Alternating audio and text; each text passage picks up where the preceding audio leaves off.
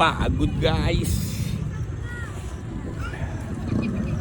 Tatlong ikot lang ako dito guys. So, sunod naman, huwag natin persahin kasi mahirap.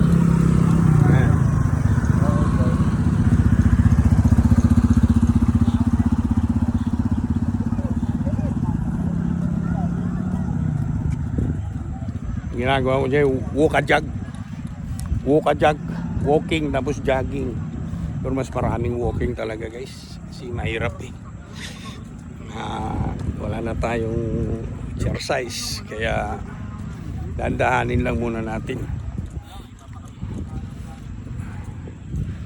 Malayo-layo dito guys, oh. Siguro mga 1 kilometro yan mula dyan. Yan hanggang doon, oh. Dito lang yun guys, sa C5 extension, Villar City guys. Kaya kailangan natin mag-jogging kasi bumibigat na tayo at humihingal na. Kaya shout out guys.